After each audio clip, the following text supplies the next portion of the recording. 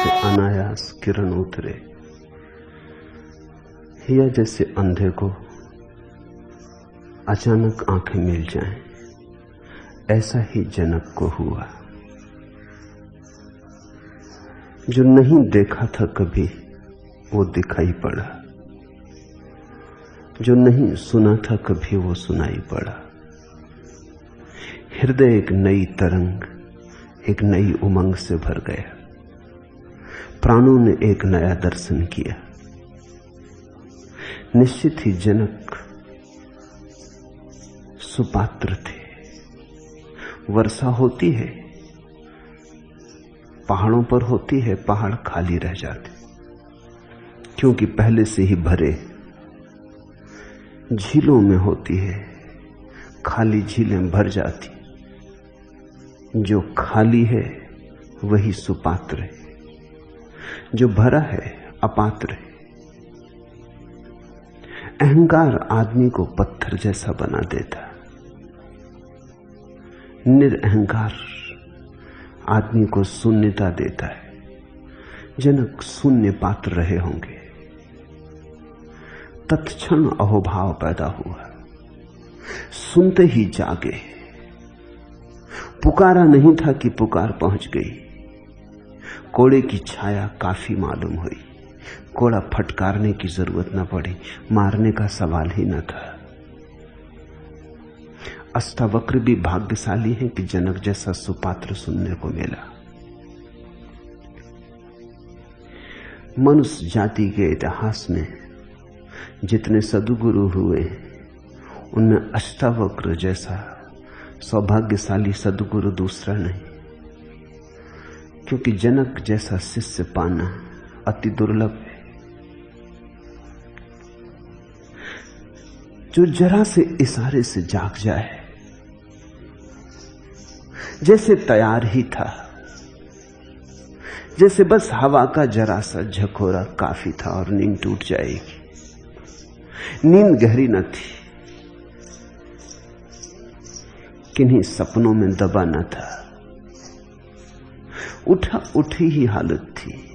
ब्रह्म मुहूर्त आ ही गया था, सुबह होने को थी। बौद्ध जातकों में कथा है कि बुद्ध जब ज्ञान को उपलब्ध हुए तो 7 दिन चुप रह गए, क्योंकि सोचा बुद्ध ने जो मेरी बात समझेंगे वो मेरे बिना समझाए भी समझ ही लेंगे, जो मेरी बात नहीं समझेंगे वे मेरी समझाए भी नहीं समझेंगे। तो फायदा क्या? क्यों बोलूं, क्यों व्यर्थ श्रम करूं? जो तैयार हैं जागने के, उन्हें कोई भी कारण जगाने का बन जाएगा। उन्हें पुकारने और चिल्लाने की जरूरत नहीं। कोई पक्षी गुनगुनाएगा गीत, हवा का झोंका वृक्षों से गुजरेगा, उतना काफी होगा। और ऐसा हुआ है। लाओत्सु बैठा था एक वृक्ष के नीचे, एक सूखा पत्ता वृक्ष से गिरा और उस सूखे पत्ते को वृक्ष से गिरते देख के वो परम बोध को उपलब्ध हो गया। सूखा पत्ता गुरु हो गया। बस देख लिया, सब देख लिया उस सूखे पत्ते में अपना जन्म, अपना मरण। उस सूखे पत्ते की मौत में सब मर गया। आज नहीं कल मैं भी सूखे पत्ते की तरह गिर जाऊंगा। बात पूरी हो गई। खुद बुद्ध को ऐसा ही हुआ था। राह पर देख के एक बीमार बूढ़े आदमी को वो चौंक गए। मुर्दे की लाश को देखकर उन्होंने पूछा, इसे क्या हुआ? सारथी ने कहा, यही आपको भी, सभी को होगा, एक दिन मौत आएगी ही। फिर बुद्ध ने कहा, लौटा लो रथ घर की ओर वापस, अब कहीं जाने को न रहा। जब मौत आ रही है, जीवन व्यर्थ हो गया। तुमने भी राह से निकलती लाशें देखी, तुम भी राह के किनारे खड़े होकर क्षण भर को सहानुभूति प्रकट किए हो। तुम कहते हो बहुत बुरा हुआ, बेचारा मर गया, अभी तो जवान था, अभी तो घर गृहस्थी कच्ची थी, बुरा हुआ। तुमने दया की है जो मर गया उस पर, तुम्हें जरा भी दया अपने पर नहीं आई कि उस मरने वाले में तुम्हारे मरने की खबर आ गई। कि जैसे आज ये अर्थी पे बंधा जा रहा है, कल नहीं परसों तुम भी बंधे चले जाओगे। जैसे आज तुम राह के किनारे खड़े होकर इस पर सहानुभूति प्रकट कर रहे हो, दूसरे लोग राह के किनारे खड़े होकर सहानुभूति प्रकट करेंगे। अब बस तुम इतने होगे कि धन्यवाद भी न दे सकोगे। ये जो लाश जा रही है ये तुम्हारी है। देखने वाला हो, आंख हो, गहरी हो, प्रगाढ़ चैतन्य हो, तो बस एक आदमी मरा कि सारी मनुष्यता मर गई, कि जीवन व्यर्थ हो गया। बुद्ध चले गए थे छोड़कर। तो जब उन्हें बोध हुआ, उन्होंने सोचा कि जिसको जागना है वो बिना किसी के जगाए भी जग जाता है, उसे कोई भी बहाना काफी हो जाता है। कहते हैं एक ज़ेन साधिका कुएं से पानी भर के लौटती थी कि बांस टूट गया, घड़े नीचे गिर गए। पूर्णिमा की रात थी, घड़ों में चांद का प्रतिबिंब बन रहा था। कांवर को लिए घड़ों को लटकाए वो लौटती थी आश्रम की तरफ, देखती घड़ों के जल में चांद के प्रतिबिंब को बनते। घड़े गिरे, चौंक के खड़ी हो गई। घड़ा गिरा, जल बहा, चांद भी बह गया। कहते हैं बस बोध को उत्पन्न हो गई, सम्यक समाधि लग गई, नाचती हुई लौटी। दिखाई पड़ गया कि ये जगत प्रतिबिंब से ज्यादा नहीं है। यहां जो हम बनाए चले जा रहे हैं ये कभी भी टूट जाएगा। ये सब चांद खो जाएंगे, ये सब सुंदर कविताएं खो जाएंगी, ये मनमोहनी सूरतें सब खो जाएंगी, ये सब पानी में बने प्रतिबिंब है। ऐसा दिख गया, बात खत्म हो गई। तो बुद्ध ने सोचा क्या सार है, किससे कहूंगा? जिसे जागना है वो मेरे बिना भी देर अबेर जाग ही जाएगा, थोड़े बहुत समय का अंतर पड़ेगा। और जिसे जागना नहीं है, चीखो चिल्लाओ, वो करवट लेकर सो जाता है। आंख भी खोलता है तो नाराजगी से देखता है कि क्यों नींद खराब कर रहे हो, तुम्हें कोई और काम नहीं? सोयो को सोने नहीं देते, शांति से नींद चल रही, तुम जगाने आ गए। तुम खुद ही किसी को कह दो कि सुबह मुझे जगा देना, जब वो जगाता है तो नाराजगी आती। कहा तुम्ही ने था कि ट्रेन पकड़नी, सुबह जरा जल्दी 4 बजे उठा देना। जगाता है तो मारने की तबीयत होती। इमैनुअल कांट बड़ा विचारक हुआ जर्मनी में। वो रोज 3 बजे रात उठता था, घड़ी के हिसाब से चलते था, घड़ी के कांटे के हिसाब से चलता था। कहते हैं जब वो यूनिवर्सिटी जाता था पढ़ाने तो घरों में लोग अपनी घड़ियां मिला लेते थे, क्योंकि वो नियम से वर्षों से 30 वर्ष निरंतर ठीक मिनट मिनट सेकंड सेकंड के हिसाब से निकला था।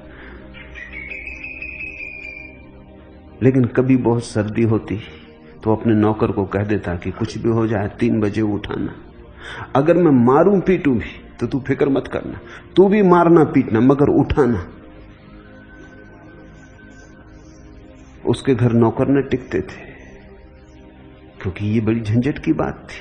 3 बजे उठाएं तो वो बहुत नाराज होता था, न उठाएं तो सुबह जाग के नाराज होता था। और ऐसा नहीं था कि नाराज ही होता था, मारपीट होती, वो भी मारता। नौकर को भी कह रखा था तू फिक्र मत करना, उठना तो 3 बजे है ही,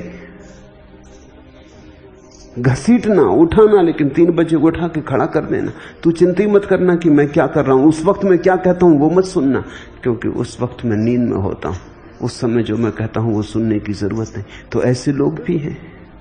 बुद्ध ने सोचा क्या सार है, जिसे सोना है वो मेरी चिल्लाहट पर भी सोता रहेगा, जिसे जागना है वो मेरे बिना बुलाए भी जाएगा, जाग ही जाएगा। 7 दिन वो बैठे रहे चुप। फिर देवताओं ने उनसे प्रार्थना की कि आप ये क्या कर रहे हैं। कभी कभी कोई बुद्धत्व को उपलब्ध होता है, भू तरसती है, प्यासे लोग तरसते हैं कि मेघ बना है अब तो बरसेगा। आप चुप हैं, बरसें। फूल खिला है, गंध को बहने दें, ये रसधार बहे। अनेक प्यासे हैं जन्मों जन्मों से, और आपका तर्क हमने सुन लिया, हम आपके मन को देख रहे हैं। 7 दिन से निरंतर। आप कहते हैं कुछ हैं जो मेरे बिना बुलाए जग जाएंगे और कुछ हैं जो मेरे बुलाए बुलाए ना जगेंगे, इसलिए आप चुप हैं, हम सोच समझ के आए। कुछ ऐसे भी हैं जो दोनों के बीच में खड़े, उनको आप इंकार न कर सकेंगे। अगर कोई जगाएगा तो जग जाएंगे, अगर कोई न जगाएगा तो जन्मों जन्मों तक सोए रह जाएंगे। उन कुछ का ख्याल करें। आप जो कहते हैं वो होंगे 99%, पर 1% उनका भी तो ख्याल करें जो ठीक सीमा पे खड़े। कोई जगा देगा तो जग जाएंगे और कोई न जगाएगा तो सोए रह जाएंगे। बुद्ध को इसका उत्तर न सूझा, इसलिए बोलना पड़ा। देवताओं ने उन्हें राजी कर लिया, उन्होंने बात बेच दी।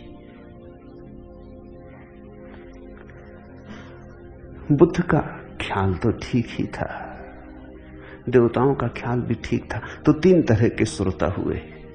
एक, जो जगाए जगाए न जगेंगे।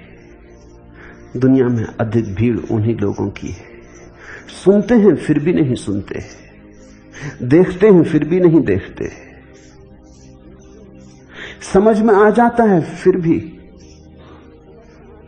अपने को समझा बुझा लेते, समझ को लीप पोत देते।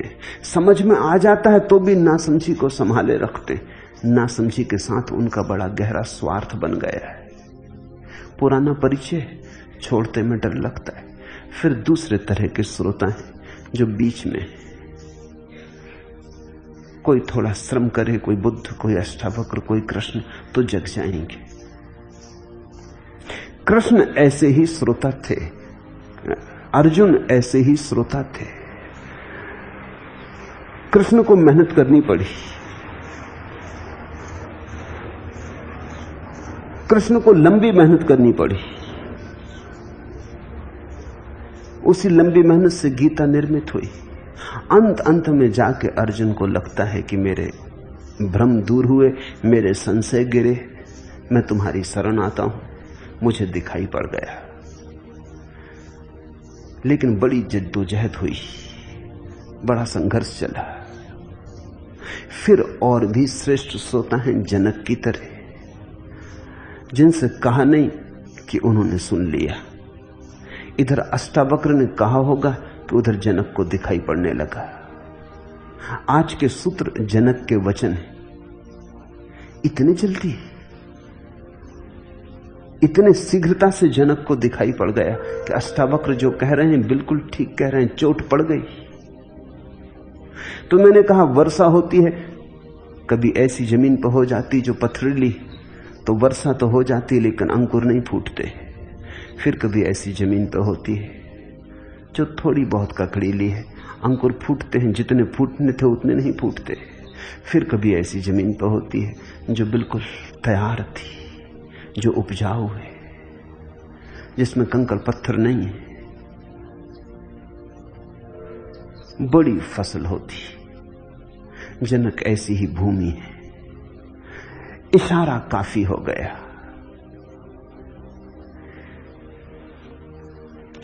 जनक की ये स्थिति समझने के लिए समझने योग्य है, क्योंकि तुम भी इन 3 में से कहीं होगे, और ये तुम पे निर्भर है कि तुम 3 में से कहां होने की जिद करते हो। तुम साधारण जन हो सकते हो जिसने जिद कर रखी है कि सुनेगा नहीं, जिसने सत्य के खिलाफ लड़ने की कसम खा ली, जो सुनेगा तो कुछ और सुन लेगा, सुनते ही व्याख्या कर लेगा, सुनते ही अपने को उसके सुनी बात के ऊपर डाल देगा, रंग लेगा, विकृत कर लेगा, कुछ का कुछ सुन लेगा। तुम वही नहीं सुनते जो कहा जाता है, तुम वही सुन लेते हो जो तुम सुनना चाहते हो। मैंने सुना है कि एक दिन मुल्ला नसरुद्दीन की पत्नी गुस्से से भरी हुई घर आई और उसने मुल्ला से कहा कि भिखारी भी बड़े धोखेबाज होते।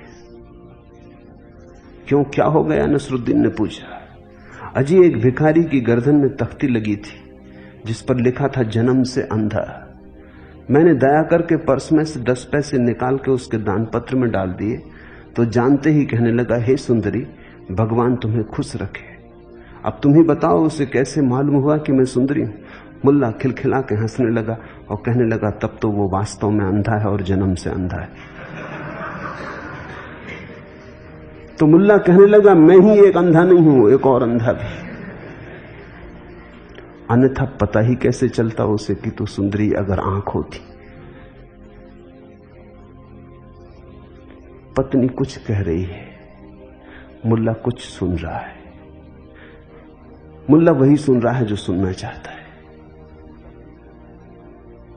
ख्याल करना, 24 घंटे ये घटना घट रही है, तुम वही सुन लेते हो जो तुम सुनना चाहते हो, यद्यपि तुम सोचते भी नहीं इस पर कि जो मैंने सुना वो मेरा है या कहा गया था। मुल्ला एक जगह काम करता था। मालिक ने उससे कहा कि तुम अच्छी तरह काम नहीं करते नसरुद्दीन, मजबूरन अब मुझे दूसरा नौकर रखना पड़ेगा। नसरुद्दीन ने कहा, अवश्य रखिए हुजूर, यहां काम ही 2 आदमियों का है। मालिक कह रहा है कि तुमसे अब छुटकारा पाना है, दूसरा आदमी रखना है। मुल्ला कह रहा है यहां काम ही 2 आदमियों का, जरूर रखिए।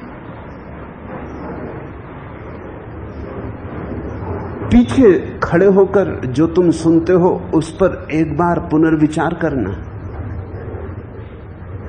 यही कहा गया था।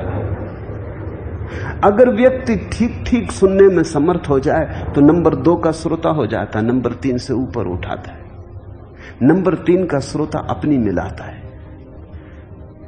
नंबर 3 का श्रोता अपने को ही सुनता है, अपनी प्रतिध्वनियों को सुनता है। उसकी दृष्टि साफ सुथरी नहीं है, वो सब विकृत कर लेता है। नंबर 2 का श्रोता वही सुनता है जो कहा जा रहा है। नंबर 2 के श्रोता को थोड़ी देर तो लगेगी, क्योंकि सुन लेने पर भी जो कहा गया है वो सुन लेने पर भी उसे करने के लिए साहस की जरूरत होगी। मगर सुन लिया तो साहस भी आ जाएगा, क्योंकि सत्य को सुनने के बाद ज्यादा देर तक असत्य में रहना असंभव है। जब एक बार देख लिया कि सत्य क्या है तो फिर पुरानी आदत कितनी ही पुरानी क्यों ना हो उसे छोड़ना ही पड़ेगा। जब पता चल गया कि 2 और 2 4 होते हैं तो कितना ही पुराना अभ्यास हो 2 और 2 5 मानने का, उसे छोड़ना ही पड़ेगा। जब एक बार दिखाई पड़ गया कि दरवाजा कहां है तो फिर दीवार से निकलना असंभव हो जाएगा, फिर दीवार से सिर टकराना असंभव हो जाएगा। सत्य समझ में आ जाए तो देर अबेर इतना साहस भी आ जाता है कि आदमी छलांग ले, अपने को रूपांतरित कर दे। फिर नंबर 1 के श्रोता हैं। अगर तुम में समझ और साहस दोनों हो तो तुम नंबर 1 के श्रोता हो जाओगे। नंबर 1 का श्रोता का अर्थ है कि समझ और साहस युगपत घटित होते, इधर समझ उधर साहस। समझ और साहस में अंतराल नहीं होता। ऐसा नहीं कि आज समझता है और कल साहस, इस जन्म में समझता है और अगले जन्म में साहस, यहां समझता है और यहीं साहस, इसी क्षण समझता है और इसी क्षण साहस। तब आकस्मिक घटना घटती है, तब सूर्योदय अचानक हो जाता है। जनक पहली कोटि के श्रोता हैं। इस संबंध में एक बात और ख्याल रख लेनी चाहिए। जनक सम्राट है, उनके पास सब है, जितना चाहिए उससे ज्यादा है। भोग भोगा है। जो व्यक्ति भोग को ठीक से भोग लेता है उसके जीवन में योग की क्रांति घटनी आसान हो जाती, क्योंकि जीवन का अनुभव ही उसे कह देता है कि जिसे मैं जीवन जानता हूं वो तो व्यर्थ है। आधा काम तो जीवन ही कर देता है कि जिसे मैं जीवन जानता हूं वो व्यर्थ है। उसके मन में प्रश्न उठने लगते हैं कि फिर और जीवन कहां, फिर दूसरा जीवन कहां, फिर सत्य का जीवन कहां। लेकिन जिस व्यक्ति के जीवन में भोग नहीं है और सिर्फ भोग की आकांक्षा है, मिला नहीं है कुछ, सिर्फ मिलने की आकांक्षा है, उसे बड़ी कठिनाई होती। इसलिए तुम चकित मत होना अगर भारत के सारे तीर्थंकर सारे महाद्रष्टा जैनों के हों, बौद्धों के हों, हिंदुओं के हों, अगर सभी राजपुत्र थे तो आश्चर्यचकित मत होना, अकारण नहीं। इससे केवल इतनी ही सूचना मिलती है कि भोग के द्वारा ही आदमी भोग से मुक्त होता है। सम्राट को एक बात तो दिखाई पड़ जाती है कि धन में कुछ भी नहीं, क्योंकि धन का अंबार लगा है और भीतर शून्य है, खालीपन है। सुंदर स्त्रियों का ढेर लगा है और भीतर कुछ भी नहीं है। सुंदर महल है और भीतर सन्नाटा है, रेगिस्तान है। जब सब होता है तो स्पष्ट दिखाई पड़ने लगता है कि कुछ भी नहीं। जब कुछ भी नहीं होता तो आदमी आशा के सहारे जीता है। आशा से छूटना बहुत मुश्किल है, क्योंकि आशा को परखने का कोई उपाय नहीं। गरीब आदमी सोचता है कल धन मिलेगा तो सुख से जीऊंगा। अमीर आदमी को धन मिल चुका है, अब आशा का कोई उपाय नहीं। इसलिए जब भी कोई समाज संपन्न होता है तो धार्मिक होता है। तुम आश्चर्यचकित मत होना अगर अमेरिका में धर्म की हवा जोर से फैलनी शुरू हुई है। ये सदा से हुआ है। जब भारत संपन्न था, अष्टावक्र के दिनों में संपन्न रहा होगा, बुद्ध के दिनों में संपन्न था, महावीर के दिनों में संपन्न था। जब भारत अपनी संपन्नता के शिखर पर था, तब योग ने बड़ी ऊंचाइयां ली, तब अध्यात्म ने आखिरी उड़ान भरी, क्योंकि तब लोगों को दिखाई पड़ा कि कुछ भी सार नहीं, सब मिल जाए तो भी कुछ सार नहीं। दीन दरिद्र होता है देश, तब बहुत कठिन होता है। मैं ये नहीं कहता हूं कि गरीब आदमी मुक्त नहीं हो सकता, गरीब आदमी मुक्त हो सकता है, गरीब आदमी धार्मिक हो सकता है, लेकिन गरीब समाज धार्मिक नहीं हो सकता। व्यक्ति तो अपवाद हो सकते, उसके लिए बड़ी प्रगाढ़ता चाहिए। थोड़ा तुम सोचो, धन हो तो देख लेना कि धन व्यर्थ है, बहुत आसान है। धन ना हो तो देख लेना कि धन व्यर्थ है, जरा कठिन है, अति कठिन है। जो नहीं है उसकी व्यर्थता कैसे परखो?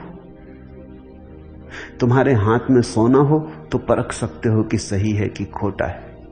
हाथ में सोना ना हो, केवल सपने में हो, सपने का सोना कसने को तो कोई कसौटी बनी नहीं। वास्तविक सोना हो तो कसा जा सकता है। गरीब आदमी का धर्म वास्तविक धर्म नहीं होता। इसलिए गरीब आदमी जब मंदिर जाता है तो धन मांगता है, पद मांगता है, नौकरी मांगता है। बीमारी है तो बीमारी कैसे ठीक हो जाए ये मांगता है। बेटे को नौकरी नहीं लगती तो नौकरी कैसे लग जाए ये मांगता है। मंदिर भी एम्प्लॉयमेंट एक्सचेंज रह जाता है। मंदिर में भी प्रेम की और प्रार्थना की सुगंध नहीं उठती। अस्पताल जाना था, मंदिर आ गया है। नौकरी दिलाने वाले दफ्तर जाना था, मंदिर आ गया है। गरीब आदमी मंदिर में भी वही मांगता रहता है जो संसार में उसे नहीं मिल रहा है। जिसका अभाव संसार में हम वही मांगते हैं। लेकिन अगर तुम्हारे जीवन में सब हो, या तुम में इतनी प्रतिभा हो, या तुम में इतनी मेधा हो कि तुम केवल विचार करके जाग सको और देख सको कि सब होगा, तो भी क्या होगा? दूसरों के पास धन है, उन्हें क्या हुआ है? स्वयं के पास ना भी हो तो फिर प्रतिभा चाहिए कि तुम देख सको जो महलों में रह रहे हैं उन्हें क्या हुआ है। उनकी आंखों में तरंगे हैं आनंद की, उनके पैरों में नृत्य है, उनके आसपास गंध है परमात्मा की। जब उनको नहीं हुआ तो तुम्हें कैसे हो जाएगा? लेकिन ये थोड़ा कठिन है। अधिक लोग तो ऐसे हैं कि उनके पास खुद ही धन होता है तो नहीं दिखाई पड़ता कि धन व्यर्थ है। तो फिर ये सोचना कि जब धन ना होगा तब दिखाई पड़ जाएगा, पड़ सकता है, संभावना तो है, पर बड़ी दूर की संभावना है।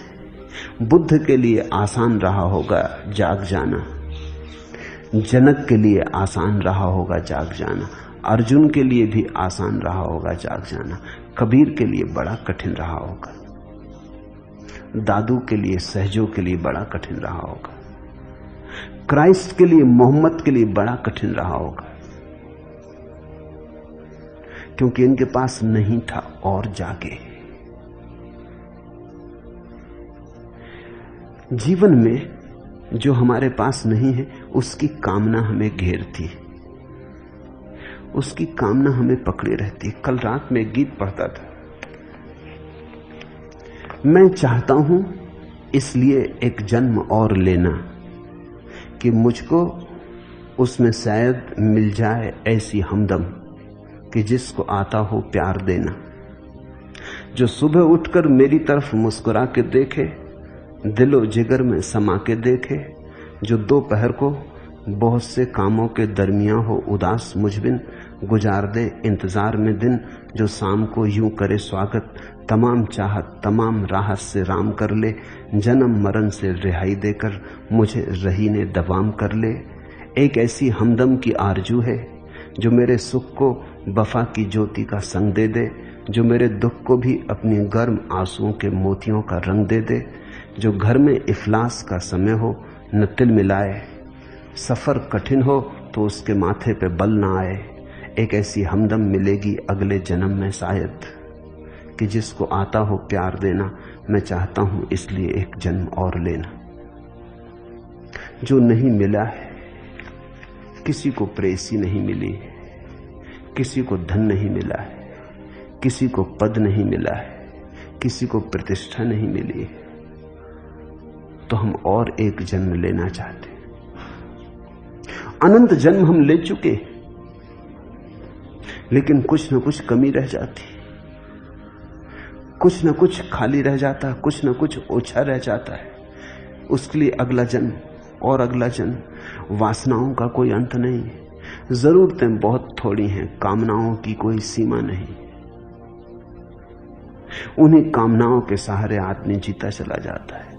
ध्यान रखना, धन नहीं बांधता, धन की आकांक्षा बांधती। पद नहीं बांधता, पद की आकांक्षा बांधती। प्रतिष्ठा नहीं बांधती, प्रतिष्ठा की आकांक्षा बांधती। जनक के पास सब था, देख लिया सब, तैयार ही खड़े थे जैसे कि कोई जरा सा इशारा कर दे जाग जाएं। सब सपने व्यर्थ हो चुके थे, नींद टूटी टूटी होने को थी। इसलिए मैं कहता हूं अष्टावक्र को परम शिष्य मिला। जनक ने कहा, मैं निर्दोष हूं, शांत हूं, बोध हूं, प्रकृति से परे हूं। आश्चर्य, अहो कि मैं इतने काल तक मोह के द्वारा बस ठगा गया हूं। उतरने लगी किरण, अहो निरंजना, आश्चर्य। सुना अष्टावक्र को कि तू निरंजन है, निर्दोष है। सुनते ही पहुंच गई किरण प्राणों के आखिरी गहराई तक, जैसे छुरी चुभ जाए सीधी। अहो निरंजना, शांतो बोधो अहम प्रकृते परा। आश्चर्य, क्या कहते हैं आप? मैं निर्दोष हूं, शांत हूं, बोध हूं, प्रकृति से परे हूं। आश्चर्य कि इतने काल तक मैं मोह के द्वारा बस ठगा गया हूं। एतावंत महम कालम मोहे नई विडंबिता। चौंक गए जनक। जो सुना वो कभी सुना नहीं था, अष्टावक्र में जो देखा वो कभी देखा नहीं था। न कानों सुना, न आंखों देखा, ऐसा अपूर्व प्रकट हुआ। अष्टावक्र ज्योतिर्मय हो उठे, उनकी आभा, उनके आभा के मंडल में जनक चकित हो गए। अहो, बोध हुआ कि मैं निरंजन हूं। एकदम भरोसा नहीं आता, विश्वास नहीं आता। सत्य इतना अविश्वसनीय है क्योंकि हमने असत्य पर इतने लंबे जन्मों तक विश्वास किया है। सोचो, अंधे की अचानक आंख खुल जाए तो क्या अंधा विश्वास कर सकेगा कि प्रकाश है, रंग है, ये हजार हजार रंग, ये इंद्रधनुष, ये फूल, ये वृक्ष, ये चांद तारे। एकदम से अंधे की आंख खुल जाए तो वो कहेगा आहो आश्चर्य,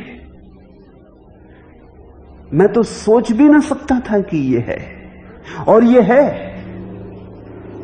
और मैंने तो इसका कभी सपना भी ना देखा था।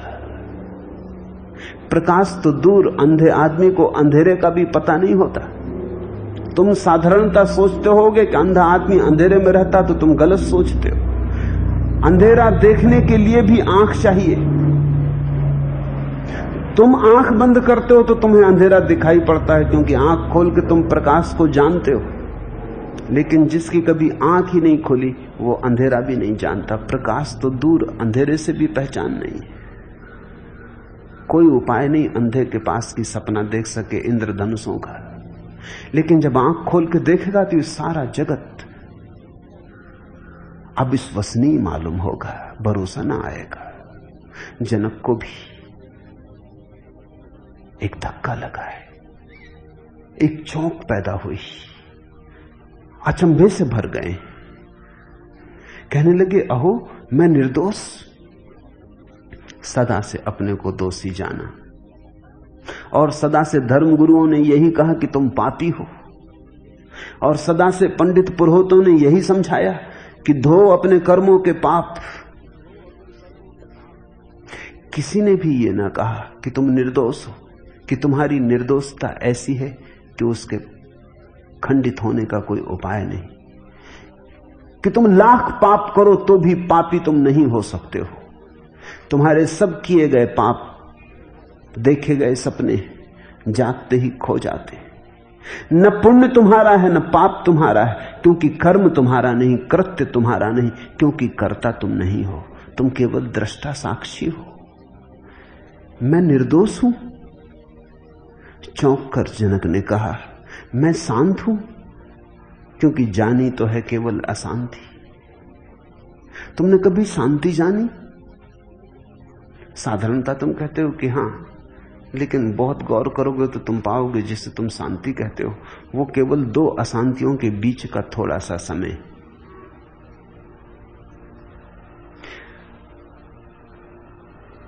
अंग्रेजी में शब्द है कोल्ड वार। वो शब्द बड़ा अच्छा है, ठंडा युद्ध। दो युद्धों के बीच में ठंडा युद्ध चलता है, दो गर्म युद्ध, बीच में ठंडा युद्ध, मगर युद्ध तो जारी रहता है। पहला महायुद्ध खत्म हुआ, दूसरा महायुद्ध शुरू हुआ, कई वर्ष बीते, कोई 20 वर्ष बीते, लेकिन वो 20 वर्ष ठंडे युद्ध के। लड़ाई तो जारी रहती, युद्ध की तैयारी जारी रहती। हां, लड़ाई अब प्रकट नहीं होती, भीतर भीतर होती, अंडरग्राउंड होती, जमीन के भीतर दबी होती। अभी ठंडा युद्ध चल रहा है दुनिया में, लड़ाई की तैयारियां चल रही हैं, सैनिक कवायतें कर रहे हैं, बम बनाए जा रहे हैं, बंदूकों पर पालिश चढ़ाया जा रहा है, तलवारों पर धार रखी जा रही। ये ठंडी लड़ाई है, युद्ध जारी है। ये किसी भी दिन भड़केगा, किसी भी दिन युद्ध खड़ा हो जाएगा। जिसको तुम शांति कहते हो वो ठंडी अशांति। कभी उत्तप्त हो जाते हो तो गर्म अशांति। दो गर्म अशांतियों के बीच में जो थोड़े से समय बीतते हैं, जिनको तुम शांति के कहते हो वो शांति के नहीं है, वो केवल ठंडी अशांति के। पारा बहुत ऊपर नहीं चढ़ा है, ताप बहुत ज्यादा नहीं है, संभाल पाते हो इतना है, लेकिन शांति तुमने जानी नहीं। दो अशांतियों के बीच में कहीं शांति हो सकती है और दो युद्धों के बीच में कहीं शांति हो सकती है। शांति जिसने जानी उसकी अशांति सदा के लिए समाप्त हो जाती। तुमने शांति जानी नहीं, शब्द सुना है। अशांति तुम्हारा अनुभव है, शांति तुम्हारी आकांक्षा है, आशा है। तो जनक कहने लगे मैं शांत हूं, बोध हूं, क्योंकि जाना तो सिर्फ मूर्छा को है। तुम इतने काम कर रहे हो, सब मूर्छित है। तुम्हें अगर कोई ठीक ठीक पूछे तो तुम एक बात का भी उत्तर न दे पाओगे। कोई पूछे कि इस स्त्री के प्रेम में क्यों पड़ गए, तो तुम कहोगे पता नहीं, पड़ गए, ऐसा हो गया। ये कोई उत्तर हुआ? प्रेम जैसी बात के लिए ये उत्तर हुआ कि हो गया, बस घटना घट गई, पहली दृष्टि में ही प्रेम हो गया, देखते ही प्रेम हो गया। तुम्हें पता है ये प्रेम तुम्हारे भीतर कहां से उठा, कैसे आया, कुछ भी पता नहीं। फिर इस प्रेम से तुम चाहते हो कि जीवन में सुख आए। इस प्रेम का ही तुम्हें पता नहीं कहां से आता है, किस अचेतन के तल से उठता है, कहां इसका बीज है, कहां से अंकुरित होता है। फिर तुम कहते हो इस प्रेम से जीवन में सुख मिले। सुख नहीं मिलता, दुख मिलता है, कलह मिलती है, वह मनुष्य मिलता है, ईर्षा जलन मिलती। तो तुम तड़फते हो, तुम कहते हो ये क्या हुआ, ये प्रेम सब धोखा निकला, पहले ही से मूर्छा थी। तुम दौड़े जा रहे हो, धन कमाना है। तुमसे कोई पूछे किस लिए, शायद तुम कुछ छोटे मोटे उत्तर दे सको। तुम कहोगे बिना धन के कैसे जिएंगे, लेकिन ऐसे लोग हैं जिनके पास जीने के लिए काफी है, वो भी दौड़े जा रहे हैं। और तुम भी पक्का मानना, जिस दिन इतना कमा लोगे कि रुक सकते हो, फिर भी रुक ना सकोगे, फिर भी तुम दौड़े जाओगे। एंड्रू कार्नेगी मरा तो 10 अरब रुपए छोड़ के मरा, लेकिन मरते वक्त भी कमा रहा था। मरने के 2 दिन पहले उसके सेक्रेटरी ने पूछा कि आप तो तृप्त होंगे, 10 अरब रुपए। उसने कहा तृप्त, मैं बहुत अशांति में मर रहा हूं, क्योंकि मेरी योजना 100 अरब रुपए कमाने की थी। अब जिसके 100 अरब रुपए कमाने की योजना थी, 10 अरब, 90 अरब का घाटा है। उसका घाटा तो देखो, तुम 10 अरब देख रहे हो, 10 अरब तो 10 पैसे हो गए। 10 अरब का कोई मूल्य ही ना रहा। न तो खा सकते हो 10 अरब रुपयों को, न पी सकते हो, कोई उनका उपयोग नहीं है। मगर एक दफा दौड़ शुरू हो जाती तो चलती जाती। तुम पूछो अपने से किस लिए दौड़ रहे हो, तुम्हारे पास उत्तर नहीं। मूर्छा है, पता नहीं क्यों दौड़ रहे हैं, पता नहीं कहां जा रहे हैं, किस लिए जा रहे हैं। न जाएं तो क्या करें, रुकें तो कैसे रुकें, रुकें तो किस लिए रुकें, उसका भी कुछ पता नहीं। आदमी ऐसे चल रहा है जैसे नशे में चल रहा हो। हमारे जीवन के छोर हमारे हाथ में नहीं, हम बोधहीन हैं। गुरजीएफ कहता था हम करीब करीब नींद में चल रहे हैं। आंख खुली है माना, मगर नींद नहीं टूटी, आंखें नींद से भरी। कुछ होता है, कुछ करते रहते हैं, कुछ चलता जाता है। क्यों पूछने से हम डरते हैं, क्योंकि उत्तर तो नहीं। ऐसे प्रश्न उठाने से बेचैनी आती। जनक ने कहा मैं बोध अहम अहो निरंजना शांतो बोधो अहम। और इतना ही नहीं, आप कहते हैं प्रकृति से परे हो, प्रकृति परा, शरीर नहीं हो, मन नहीं हो, ये जो दिखाई पड़ता है ये नहीं हो, ये जो दृश्य है ये नहीं हो, दृष्टा हो, सदा पार हो, प्रकृति के पार, सदा अतिक्रमण करने वाले हो। इसे समझना, ये अष्टावक्र का मौलिक उपाय है, मौलिक विधि है, अगर विधि कह सके। प्रकृति के पर हो जाना। जो भी दिखाई पड़ता है वो मैं नहीं हूं, जो भी अनुभव में आता है वो मैं नहीं हूं, क्योंकि जो भी मुझे दिखाई पड़ता है मैं उससे पार हो गया। मैं देखने वाला हूं, दिखाई पड़ने वाला मैं नहीं हूं। जो भी मेरे अनुभव में आ गया मैं उसके पार हो गया, क्योंकि मैं अनुभव का दृष्टा हूं। अनुभव कैसे हो सकता हूं? तो न मैं देह हूं, न मन हूं, न भाव हूं, न हिंदू, न मुसलमान, न ईसाई, न ब्राह्मण, न शूद्र, न बच्चा, न जवान, न बूढ़ा, न सुंदर, न असुंदर, न बुद्धिमान, न बुद्धू। मैं कोई भी नहीं हूं, सारी प्रकृति के परे हूं। ये किरण उतरी जनक के हृदय में, आश्चर्य से भर गई, चकित कर गई, चौंका गई। आंखें खुली पहली दफा। आश्चर्य कि मैं इतने काल तक मोह के द्वारा बस ठगा गया हूं कि अब तक जो भी मैंने बसाया था, जो भी मैंने चाहा था, जो भी सुंदर सपने मैंने देखे, वो सब मोह निद्रा थी, वो सब सपने ही थे, नींद में उठे हुए ख्याल थे, उनका कोई भी अस्तित्व नहीं है। अहो अहम एतावंतम कालम मोहेन एव विडंबिता। आप मुझे चौंकाते हैं, आपने मुझे हिला दिया। तो ये गिर गए सारे भवन जो मैंने बनाए थे और ये सारे साम्राज्य जो मैंने फैलाए थे, सब मोह की विडंबना थी। समझने की कोशिश करना, अगर तुम भी सुनोगे तो ऐसा ही होगा। अगर तुम भी सुन सकोगे तो ठीक ऐसा ही होगा। तुम्हारा किया कराया सब व्यर्थ हो जाएगा, पाया नहीं पाया सब व्यर्थ हो जाएगा। मुल्ला नसरुद्दीन एक रात नींद में बड़बड़ा रहा था। आंख खोल के अपनी पत्नी से बोला, जल्दी चश्मा ला। पत्नी ने कहा, चश्मा क्या करोगे आधी रात में बिस्तर पर? उसने कहा, देर मत कर, जल्दी चश्मा ला। एक सुंदर स्त्री दिखाई पड़ रही है सपने में, तो ठीक से देखना चाहता हूं चश्मा लगाकर।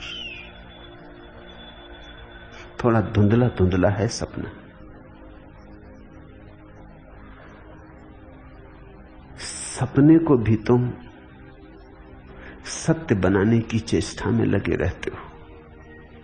किसी तरह सपना सत्य हो जाए। तुम चाहते नहीं कि कोई तुम्हारे सपने को सपना कहे, तुम नाराज होते हो। संतों को हमने ऐसे ही थोड़ी जहर दिया, ऐसे ही थोड़ी पत्थर मारे, उन्होंने हमें खूब नाराज किया। हम सपना देखते थे, वो हमें हिलाने लगे। हम गहरी नींद में थे, वो हमें जगाने लगे। हमसे बिना पूछे हमारी नींद तोड़ने लगे, अलार्म बजाने लगे।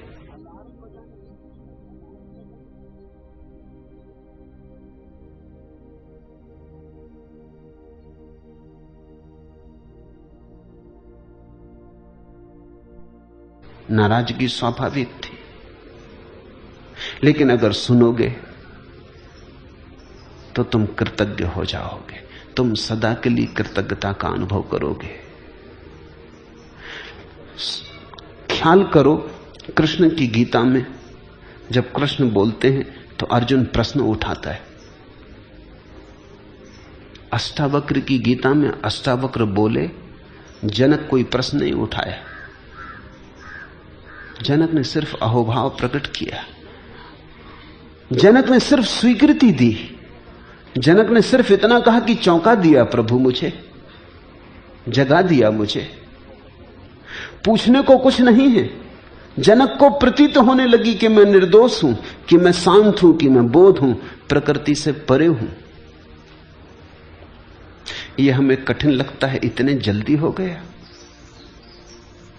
हमें लगता है थोड़ा समय लगना चाहिए। हमें बड़ी हैरानी होती है, इतनी शीघ्रता से, इतनी त्वरा से घटना घटी। ज़ैन फकीरियों के जीवन में बहुत से उल्लेख हैं। अब ज़ैन पर किताबें पश्चिम में, पूरब में, सब तरफ फैलनी शुरू हुई, तो लोग पढ़ के बड़े हैरान होते हैं, क्योंकि उनमें ऐसे हजारों उल्लेख हैं, जबकि बस क्षण भर में फकीर जाग गया और बोध को उपलब्ध हो गया। हमें भरोसा नहीं आता, क्योंकि हम तो बड़े उपाय करते हैं, फिर भी बोध को उपलब्ध नहीं होते। श्रम करते हैं, फिर भी ध्यान नहीं लगता। जब करने बैठते हैं, तब करने बैठते हैं, मन उचाट रहता है।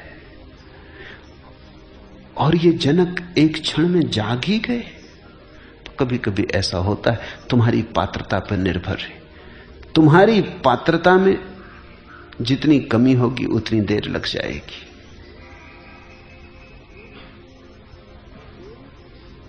देरी घटना के कारण नहीं है, घटना तो अभी घट सकती है। जैसा बार बार अष्टावक्र कहते हैं, सुखी भव, अभी हो जा सुखी, मुक्त हो, अभी हो जा मुक्त, इसी क्षण। घटना तो अभी घटती है, देर लगती है हमारी पात्रता के कारण।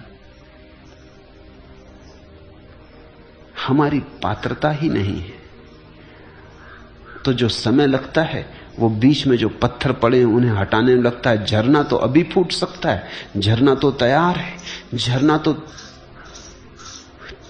तरंगित है, झरना तो प्रतीक्षा कर रहा है कि हटाओ पत्थर, मैं दौड़ पड़ूं सागर की तरफ। लेकिन कितने पत्थर बीच में पड़े हों, कितनी बड़ी चट्टानें पड़ी, इस पर निर्भर करेगा। झरने के निकलने में देर नहीं है, झरने की राह खुली है, बंद तो नहीं है। कहीं से झरना अभी फूट जाएगा, कहीं थोड़ा खोदना पड़ेगा, कहीं बड़ी चट्टान हो सकती, डायनामाइट लगाना पड़े। पर तीनों ही स्थिति में, चाहे अभी झरना फूटे, चाहे घड़ी बर्बाद फूटे, चाहे जन्म बाद फूटे, झरना तो सदा मौजूद था। बाधा झरने के फूटने में न थी, बाधा झरने के प्रकट होने के बीच पड़े पत्थर के कारण थी। जनक की चेतना पर कोई भी पत्थर न रहा होगा, अहोभाव प्रकट हो गया, कृतज्ञता का ज्ञापन हो गया, नाच उठे, मगन हो गए। जैसे इस देह को मैं अकेला ही प्रकाशित करता हूं, जनक ने कहा, वैसे ही संसार को भी प्रकाशित करता हूं। इसलिए तो मेरा संपूर्ण संसार है अथवा मेरा कुछ भी नहीं। ये आस्तिकता है। अर्जुन तो नास्तिक है, अर्जुन तो इंकार करता है, अर्जुन तो बार बार सवाल उठाता है, अर्जुन तो हजार संदेह करता है, अर्जुन तो इस तरफ से पूछता उस तरफ से पूछता है।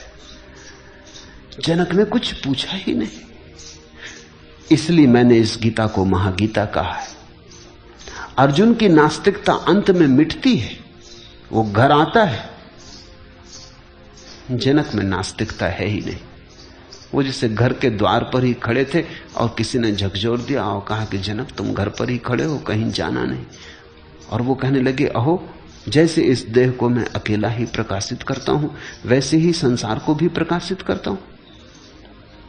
अष्टावक्र ने कहा कि तुम्हारा वो जो आत्यंतिक साक्षी भाव रूप है, वो तुम्हारा ही नहीं है, वो तुम्हारा ही केंद्र नहीं है, वो समस्त सृष्टि का केंद्र है। ऊपर ऊपर हम अलग अलग, भीतर हम बिल्कुल एक हैं। बाहर बाहर हम अलग अलग, जैसे जैसे भीतर चले हम एक हैं। जैसे लहरें अलग अलग हैं सागर की छाती पर, लेकिन सागर के गहनतम में तो सारी लहरें एक हैं। ऊपर एक लहर छोटी, एक लहर बड़ी, एक लहर सुंदर, एक लहर कुरूप, एक लहर गंदी, एक लहर स्वच्छ। ऊपर बड़े भेद हैं, लेकिन सागर में सब जुड़ी हैं। जिसको केंद्र का स्मरण आया उसका व्यक्तित्व गया, फिर वो व्यक्ति नहीं रह जाता। तो जनक कहते हैं, जैसे इस देह को मैं अकेला प्रकाशित करता हूं, वैसे ही सारे संसार को भी प्रकाशित करता हूं। क्या कह रहे हैं आप? भरोसा नहीं आता। कल एक युवक रात्रि मुझे आके कहा कि जो हुआ है ध्यान में उस पर भरोसा नहीं आता। ठीक, जब कुछ होता है तो ऐसा ही होता है, भरोसा नहीं आता। हमारा भरोसा ही छोटी चीजों पर, क्षुद्र पर है। जब विराट घटता है तो भरोसा आएगा कैसे? जब परमात्मा तुम्हारे सामने खड़ा होगा तो तुम आश्चर्यचकित और अवाक रह जाओगे। पश्चिम में एक बहुत बड़ा संत हुआ, तरतुलियन। उसका वचन है, किसी ने पूछा कि तरतुलियन ईश्वर के लिए कोई प्रमाण है? उसने कहा एक ही प्रमाण, ईश्वर है क्योंकि वो भरोसे योग्य नहीं, ईश्वर है क्योंकि उस पर विश्वास नहीं आता, ईश्वर है क्योंकि वो असंभव है। बड़ी अनूठी बात तरतुलियन ने कही, ईश्वर है क्योंकि असंभव है। संभव तो संसार है, ईश्वर असंभव है। संभव तो क्षुद्र है, विराट तो असंभव है, लेकिन असंभव भी घटता है। तरतुलियन बोला, तुम राजी हो जाओ असंभव को तो असंभव भी घटता है। जब घटता है तो बिल्कुल भरोसा नहीं आता, तुम्हारी सारी जड़ें उखड़ जाती हैं, भरोसा कहां आएगा। तुम मिट जाते हो जब घटता है तो भरोसा किसको आएगा। तुम बिखर जाते हो जब घटता है। तुम अब तक अंधेरे जैसे हो, जब उसका सूरज निकलेगा तो तुम विसर्जित हो जाओगे। जनक कहने लगा, इसलिए तो या तो संपूर्ण संसार मेरा है या मेरा कुछ भी नहीं। ये दो ही बातें संभव है, इस बीच में कोई भी दृष्टि हो तो भ्रांत है।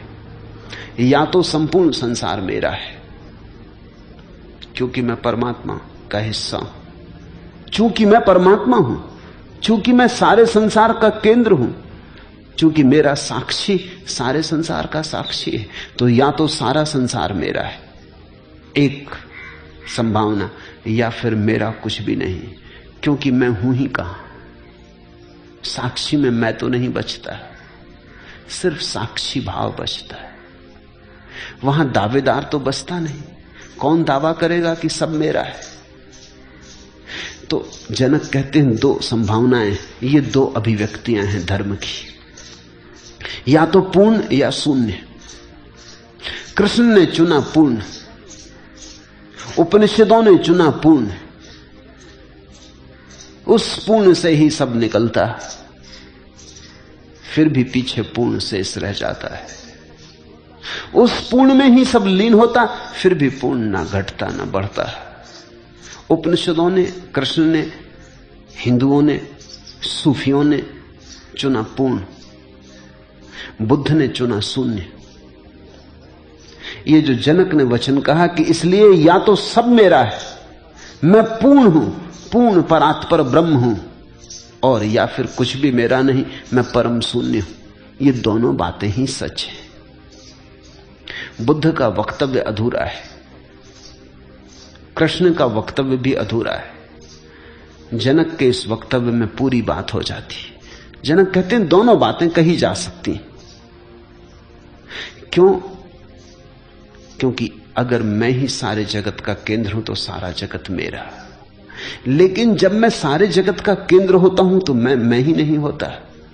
मेरा मैंपन तो बहुत पीछे छूट जाता है, धूल की तरह उड़ता रह जाता है पीछे। यात्री आगे निकल जाता, धूल पड़ी रह जाती, तो फिर मेरा क्या, या फिर मेरा कुछ भी नहीं। अतः मम सर्वम जगत, या तो सब जगत मेरा, अथवा मम किंचन न, या फिर मेरा कुछ भी नहीं। आश्चर्य है कि शरीर सहित विश्व को त्याग कर किसी कुशलता से ही, अर्थात उपदेश से ही, अब मैं परमात्मा को देखता हूं। अहो ससीरम विश्वम परित्यज। आश्चर्य कि मेरा शरीर गया, शरीर के साथ सारा जगत गया, त्याग घट गया। त्याग किया नहीं जाता, त्याग तो बोध की एक दशा है, त्याग कृत्य नहीं। अगर कोई कहे मैंने त्याग किया तो त्याग हुआ ही नहीं, उसने त्याग में भी भोग को बना लिया। अगर कोई कहे मैं त्यागी हूं तो उसे त्याग का कोई भी पता नहीं, क्योंकि जब तक मैं है तब तक त्याग कैसा। त्याग का अर्थ छोड़ना नहीं है, त्याग का अर्थ जाग के देखना है कि मेरा कुछ है ही नहीं, छोड़ूं कैसे, छोड़ूं क्या।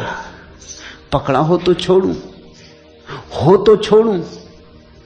तुम सुबह उठ के ये तो नहीं कहते कि चलो अब सपने का त्याग करते। तुम ये तो नहीं कहते सुबह उठ के कि रात सपने में सम्राट बन गया था, बड़े स्वर्ण महल थे, रत्न जटित आभूषण थे, बड़े दूर दूर तक मेरा राज्य था, सुंदर पुत्र थे, पत्नी थी। सुबह उठ के तुम ये तो नहीं कहते कि चलो अब सब छोड़ता हूं। कहो तो तुम पागल मालूम पड़ोगे। अगर तुम सुबह उठ के गांव में ढिंडोरा पीटने लगो कि मैंने सब त्याग कर दिया, राज्य का, धन का, वैभव का, पत्नी बच्चे सब छोड़ दिए, लोग चौंकेंगे, वो कहेंगे कौन सा राज्य, हमें तो पता ही नहीं कि तुम्हारे पास कोई राज्य भी था।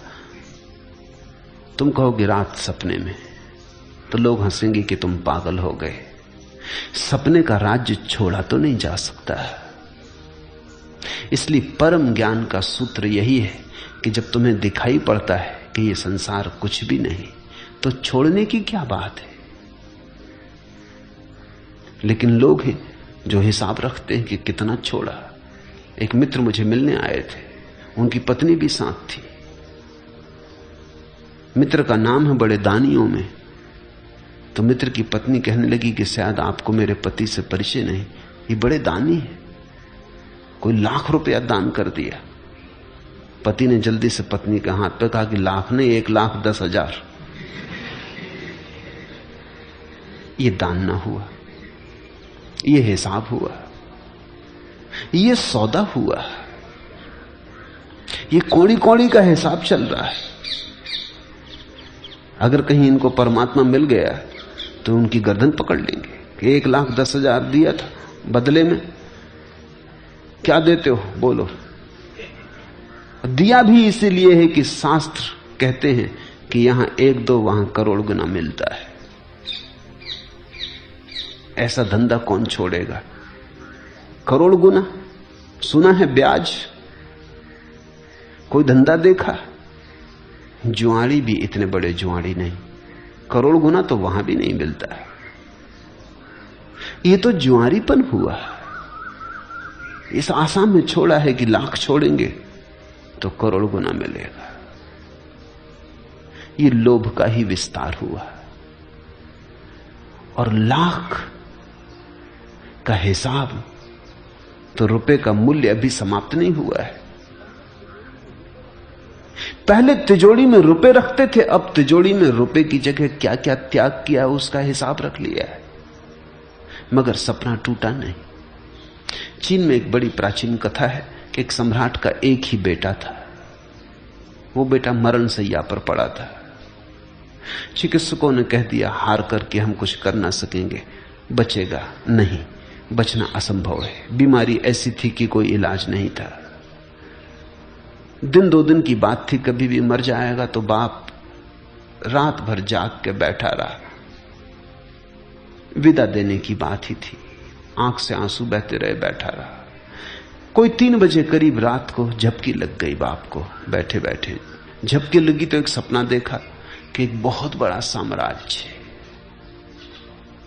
जिसका वो मालिक है, उसके 12 बेटे, बड़े सुंदर युवा, कुशल, बुद्धिमान, महारथी, योद्धा, उन जैसा कोई व्यक्ति नहीं संसार में। खूब धन का अंबार है, कोई सीमा नहीं, वो चक्रवर्ती, सारे जगत पर उसका साम्राज्य। ऐसा सपना देखता था, तभी बेटा मर गया। पत्नी धार मार के रो उठी, उसकी आंख खुली, चौंका, एकदम किम कर्तव्य विमूढ़ हो गया, क्योंकि अभी अभी एक दूसरा राज्य था, 12 बेटे थे, बड़ा धन था, वो सब चला गया और इधर ये बेटा मर गया। लेकिन वो ठगासा रह गया। उसकी पत्नी ने समझा कि कहीं दिमाग तो खराब नहीं हो गया, क्योंकि बेटे से उसका बड़ा लगाव था। एक आंसू नहीं आ रहा आंख में। बेटा जिंदा था तो रोता था उसके लिए, बेटा मर गया तो रो नहीं रहा बाप। पत्नी ने उसे हिलाया और कहा तुम्हें कुछ हो तो नहीं गया, रोते क्यों नहीं? उसने कहा किस किस के लिए रो, 12 अभी थे वो मर गए, बड़ा साम्राज्य था वो चला गया, उनके लिए रोऊं कि इसके लिए रोऊं? अब मैं सोच रहा हूं कि किस किस के लिए रो। जैसे 12 गए वैसे 13 गए। बात समाप्त हो गई। उसने कहा कि वो भी एक सपना था, ये भी एक सपना है, क्योंकि जब उस सपने को देख रहा था तो इस बेटे को बिल्कुल भूल गया था। ये राज तू सब भूल गए थे। अब वो सपना टूट गया तो तुम याद आ गए हो। आज रात फिर सो जाऊंगा, फिर तुम भूल जाओगे। तो जो आता जाता है, अभी है अभी नहीं है, अब दोनों ही गए। अब मैं सपने से जागा, अब किसी सपने में ना रमूंगा। हो गया, बहुत समय आ गया, फल पक गया, गिरने का वक्त। जनक कहते हैं आश्चर्य कि शरीर सहित विश्व को त्याग कर त्याग घट गया। अभी इंच भर भी हिले नहीं, जहां है वहीं है, उसी राजमहल में जहां अष्टावक्र को ले आए थे निमंत्रण देकर, बिठाया था सिंहासन पर, वहीं बैठे हैं अष्टावक्र के सामने। कहीं कुछ गए नहीं, राज्य चल रहा है, धन वैभव है, द्वार पर द्वारपाल खड़े हैं, नौकर सेवक पंखा झलते होंगे, सब कुछ ठीक वैसा का वैसा है, तिजोरी अपनी जगह, धन अपनी जगह। लेकिन जनक कहते हैं आश्चर्य, त्याग घट गया। त्याग अंतर का है, त्याग भीतर का है, त्याग बोध का है। आश्चर्य की शरीर सहित विश्व को त्याग कर किस कुशलता से और किस कुशलता से यह बात घट गई कि पत्ता न हिला और क्रांति हो गई, कि जरा सा घाव ना बना और सर्जरी पूरी हो गई। किस कुशलता से? कैसा तुम्हारा उपदेश। अब मैं परमात्मा को देखता हूं, संसार दिखाई ही नहीं पड़ रहा है। सारी दृष्टि रूपांतरित हो गई। ये अत्यंत मूल्यवान सूत्र है। तुम जहां हो वहीं रहते, तुम जैसे हो वैसे ही रहते, क्रांति घट सकती है। कोई हिमालय भाग जाने की जरूरत नहीं, संन्यास पलायन नहीं, भगोड़ापन नहीं। पत्नी है, बच्चे हैं, घर द्वार है, सब वैसा ही रहेगा। किसी को कानों कान खबर भी ना होगी और क्रांति घट जाएगी। ये भीतर की बात है। तुम ही चकित हो जाओगे कि ये हुआ क्या। अब पत्नी अपनी नहीं मालूम होगी, अब बेटा अपना नहीं मालूम होगा, मकान अपना नहीं मालूम होगा। अब भी तुम रहोगे, अब अतिथि की तरह रहोगे। सराय हो गई, घर वही है, सब वही है। करोगे काम, उठोगे बैठोगे, दुकान दफ्तर जाओगे, श्रम करोगे, पर अब कोई चिंता नहीं पकड़ती। एक बार ये बात दिखाई पड़ जाए कि यहां सब खेल है, बड़ा नाटक है, तो क्रांति घट जाती। मुझसे एक अभिनेता पूछते थे कि कहें कि मैं अभिनय में और कैसे कुशल हो जाऊं, तो मैंने कहा एक ही सूत्र है। जो लोग जीवन में कुशल होना चाहते हैं उनके लिए सूत्र है कि जीवन को अभिनय समझें, और जो लोग अभिनय में कुशल होना चाहते हैं उनके लिए सूत्र है कि अभिनय को जीवन समझें। और तो कोई सूत्र नहीं है। अगर अभिनेता अभिनय को जीवन समझ ले तो कुशल हो जाता है। तब नाटक को वो असली मान लेता है। तुम उसी अभिनेता से प्रभावित होगे जिसके लिए कुशलता इतनी गहरी हो गई है कि वो झूठ को सच मान लेता है।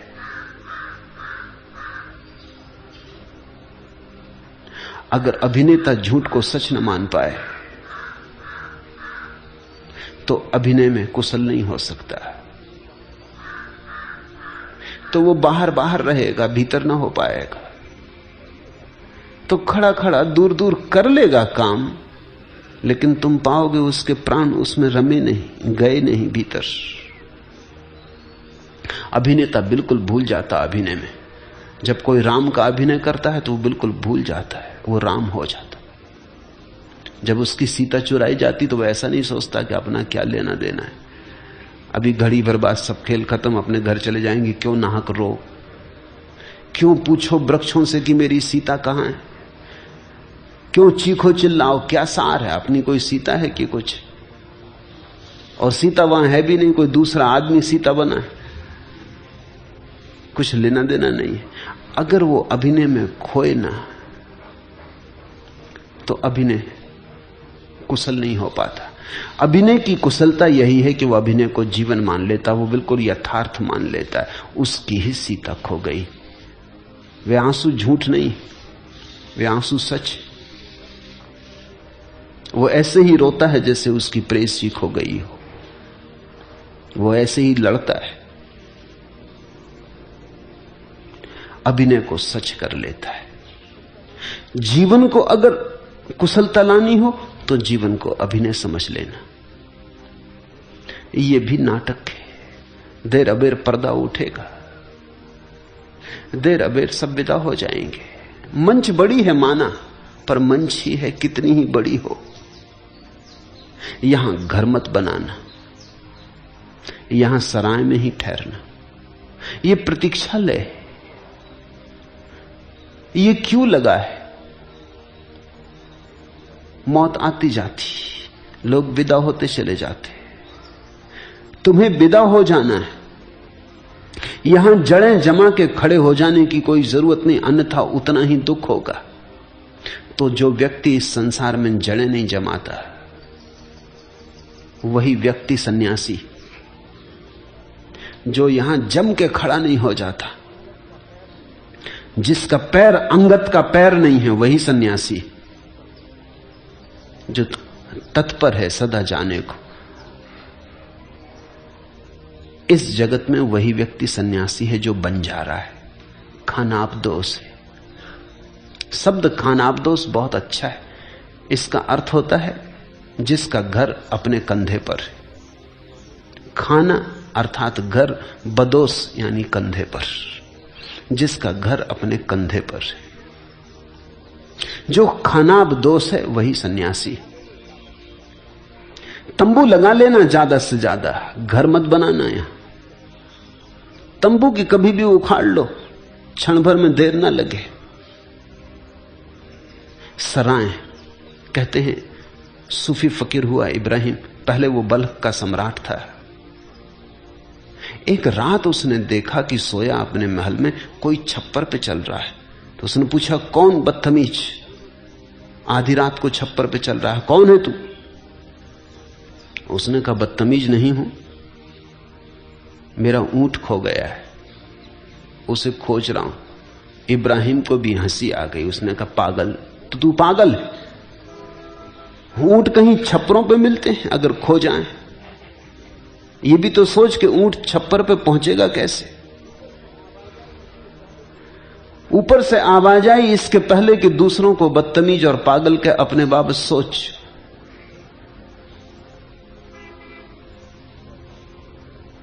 धन में, वैभव में, सुरा संगीत में सुख मिलता है। अगर धन में, वैभव में, सुरा संगीत में सुख मिल सकता है तो ऊंट भी छप्परों पे मिल सकते। इब्राहिम चौंका, आधी रात थी, वो उठा, भागा। उसने आदमी दौड़ाया कि पकड़ो इस आदमी को, ये कुछ जानकार आदमी मालूम होता। लेकिन तब तक वो आदमी निकल गया। इब्राहिम ने आदमी छुड़वा रखे राजधानी में कि पता लगाओ कौन आदमी था। कोई पहुंचा हुआ फकीर मालूम होता। क्या बात कही, किस प्रयोजन से कही। लेकिन रात भर इब्राहिम फिर सो ना सका। दूसरे दिन सुबह जब वो दरबार में बैठा था तो उदास था, मलिन चित्त था, क्योंकि बात तो उसको चोट कर गई। जनक जैसा आदमी रहा होगा, चोट कर गई कि बात तो ठीक ही कहता है। अगर ये आदमी पागल है तो मैं कौन सा बुद्धिमान हूं? किसको मिला है सुख संसार में? यही तो मैं भी खोज रहा हूं। सुख संसार में मिलता नहीं, और अगर मिल सकता है तो फिर ऊंट भी मिल सकता है। फिर असंभव घटता है, फिर कोई अड़चन नहीं है। पर यह आदमी कौन है? कैसे पहुंच गया छप्पर पर? फिर कैसे भाग गया? कहां गया? वो चिंता में बैठा है दरबार में। दरबार चल रहा है, काम की बातें चल रही हैं, लेकिन आज उसका मन यहां नहीं। मन कहीं उड़ गया। मन पक्षी किसी दूसरे लोक में जा चुका है। जैसे त्याग घट गया। एक छोटी सी बात, जैसे खुद अष्टावक्र छप्पर पे चढ़ के बोल गए। तभी उसने देखा कि दरवाजे पे कुछ झंझट चल रही। एक आदमी भीतर आना चाहता है और दरबारी से कह रहा है कि मैं इस सराय में रुकना चाहता हूं। और दरबान कह रहा है कि पागल हुए, ये सराय नहीं है, सम्राट का महल है। सराय बस्ती में बहुत हैं, जाओ वहां ठहरो। पर वो आदमी कह रहा है मैं यहीं ठहरूंगा, मैं पहले भी यहां ठहरता रहा हूं और ये सराय ही है। तुम किसी और को बनाना, तुम किसी और को चराना। अचानक उसकी आवाज सुन के इब्राहिम को लगा कि आवाज वही, और ये फिर वही आदमी। उसने कहा उसे भीतर लाओ, उसे हटाओ मत। वो भीतर लाया गया। इब्राहिम ने पूछा कि तुम क्या कह रहे हो, किस तरह की जिद कर रहे हो? ये मेरा महल है, इसको तुम सराय कहते हो, यह अपमान है। उसने कहा अपमान हो या सम्मान हो, एक बात पूछता हूं कि मैं पहले भी यहां आया था, लेकिन तब इस सिंहासन पर कोई और बैठा था। इब्राहिम ने कहा वो मेरे पिताश्री थे, मेरे पिता थे। और उस फकीर ने कहा इसके भी पहले मैं आया था, तब कोई दूसरे आदमी बैठा था, उनका वो मेरे पिता के पिता थे। तो उसने कहा इसलिए तो मैं इसको सराय कहता हूं कि यहां लोग बैठते हैं, चले जाते हैं, आते हैं, चले जाते हैं। तुम कितनी देर बैठोगे? मैं फिर आऊंगा, फिर कोई दूसरा बैठा हुआ मिलेगा। इसलिए तो सराय कहता हूं, ये घर नहीं है। घर तो वो है जहां बस गए तो बस गए, जहां से कोई हटा ना सके, जहां से हटना संभव ही नहीं।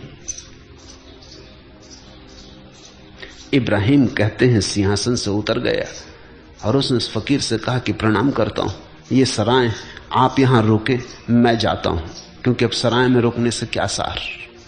इब्राहिम ने महल छोड़ दिया।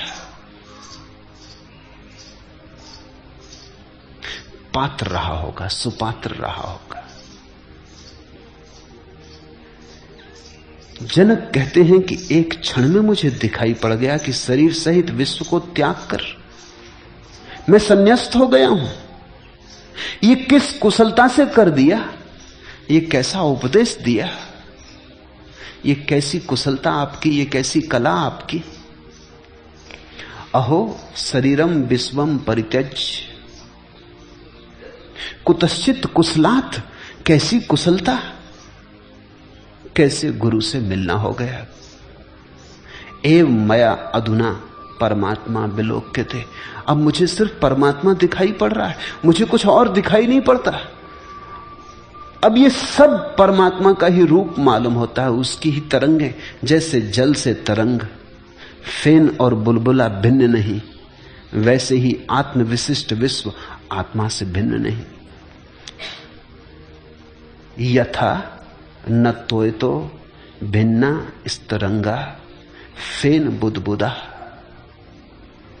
आत्मनो न तथा भिन्नम विस्ममात्म विनिर्गतम। जैसे पानी में लहरें उठती, बुदबुदे उठते, फैन उठता और जल से अलग नहीं, उठता उसी में खो जाता। ऐसा ही परमात्मा से भिन्न यहां कुछ भी नहीं। सब उसके बुदबुदे, सब उसका फेन, सब उसकी तरंगे उसी में उठते, उसी में लीन हो जाते।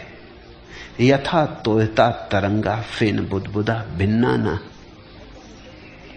ऐसे ही हम हैं, ऐसा मुझे दिखाई पड़ने लगा प्रभु। जनक कहने लगे अष्टावक्र से कि ऐसा मैं देख रहा हूं प्रत्यक्ष। ये कोई दार्शनिक का वक्तव्य नहीं है, ये एक अनुभव, गहन अनुभव से उठा हुआ वक्तव्य है कि ऐसा मैं देख रहा हूं, तुम भी देखो। ये सिर्फ जरा सी दृष्टि की फर्क की बात है, जिसको पश्चिम में गेस्टाल्ट कहते हैं। गेस्टाल्ट की बात है। गेस्टाल्ट शब्द बड़ा महत्वपूर्ण है। तुमने कभी देखा होगा बच्चों की किताबों में तस्वीरें बनी होती हैं। एक तस्वीर ऐसी होती है कि उसमें अगर गौर से देखो तो कभी बुढ़िया दिखाई पड़ती और कभी जवान औरत दिखाई पड़ती। अगर तुम देखते रहो तो बदलाहट होने लगती, कभी फिर बुढ़िया दिखाई पड़ती, कभी फिर जवान औरत दिखाई पड़ने लगती। वही लकीरें दोनों को बनाती। लेकिन एक बात तुम हैरान हो जाओगे, वो तुमने शायद ख्याल न की हो, दोनों को तुम साथ साथ ना देख सकोगे। हालांकि तुमने दोनों देख ली, उसी चित्र में तुमने बुढ़िया देख ली, उसी चित्र में तुमने जवान औरत देख ली। अब तुमको पता है कि दोनों उस चित्र में, फिर भी तुम दोनों को साथ साथ ना देख पाओगे। जब तुम जवान को देखोगे बुढ़िया खो जाएगी, जब तुम बुढ़िया को देखोगे जवान खो जाएगी, क्योंकि वही लकीरें दोनों के काम आ रही हैं। इसको जर्मन भाषा में गेस्टाल्ट कहते हैं। गेस्टाल्ट का मतलब होता है देखने के एक ढंग से चीज एक तरह की दिखाई पड़ती, दूसरे ढंग से दूसरे तरह की दिखाई पड़ती। चीज तो वही है, लेकिन तुम्हारा देखने का ढंग सारा अर्थ बदल देता है। संसार तो यही है, अज्ञानी भी देखता है इसको तो अनंत वस्तुएं दिखाई पड़ती। एक गेस्टाल्ट, एक ढंग हुआ। फिर ज्ञानी देखता है इसी को तो अनंत खो जाता, अनेक अनेक रूप खो जाते, फिर एक विराट दिखाई पड़ता। जनक कहने लगे, एव मया अधुना परमात्मा विलोक्यते। एक परमात्मा दिखाई पड़ने लगा। ये हरे वृक्ष उसी की हरियाली है, इन फूलों में वही रंगीन होकर खिला, फूलों की गंध में वही हवा के साथ खिलवाड़ कर रहा है, आकाश में घिरे मेघों में वही घिरा, तुम्हारे भीतर वही सोया है, बुद्ध और अष्टावक्र के भीतर वही जागा है, पत्थर में वही सघनीभूति पड़ा है, गहन तंद्रा में, मनुष्य में वही थोड़ा चौंका है, थोड़ा जागरण शुरू हुआ है, लेकिन है वही, उसी के सब रूप हैं। कहीं उल्टा खड़ा है, कहीं सीधा खड़ा है। वृक्ष आदमी के हिसाब से उल्टे खड़े। कुछ दिन पहले मैं वनस्पति शास्त्र की किताब पढ़ रहा था तो चकित हुआ, बात ठीक मालूम पड़ी। उस वैज्ञानिक ने लिखा है कि वृक्षों का सिर जमीन में गड़ा है, क्योंकि वृक्ष जमीन में से भोजन करते हैं तो मुंह उनका जमीन में, जमीन में से वो भोजन करते, पानी लेते तो उनका मुंह जमीन में और पैर आकाश में खड़े, शीर्षासन कर रहे वृक्ष। बड़े प्राचीन योगी मालूम होते।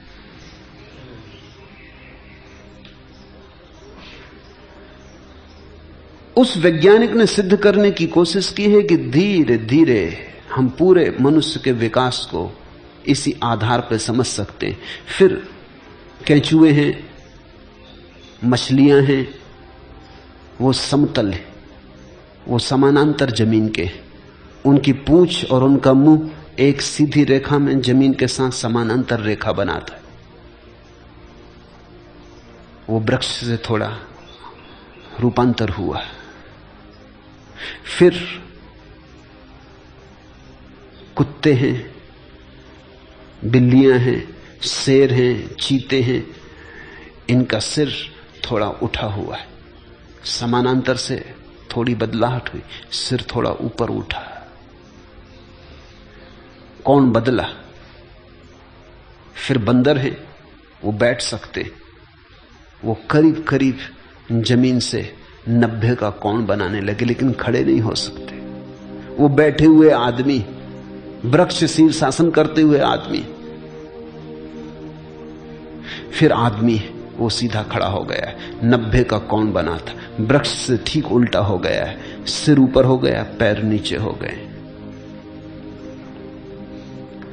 बात मुझे प्रीतिकर लगी। सभी एक का ही खेल है, कहीं उल्टा खड़ा, कहीं सीधा खड़ा, कहीं लेटा, कहीं सोया, कहीं जागा, कहीं दुख में डूबा, कहीं सुख में, कहीं अशांत, कहीं शांत, मगर तरंगें सब एक की हैं। यथा तोयता तरंगा फेन बुदबुदा भिन्ना ना।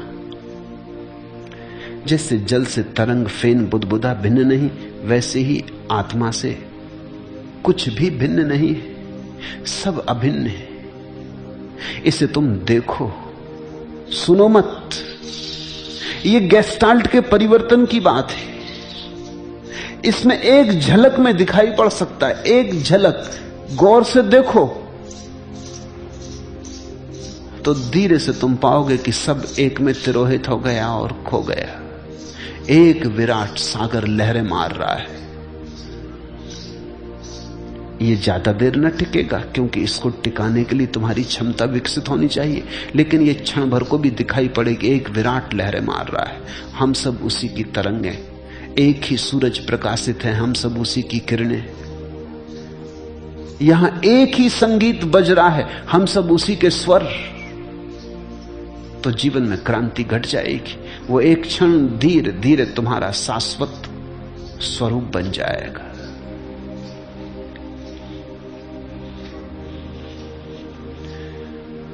इसे तुम चाहो तो पकड़ लो, चाहो तो चूक जाओ। जनक ने पकड़ लिया।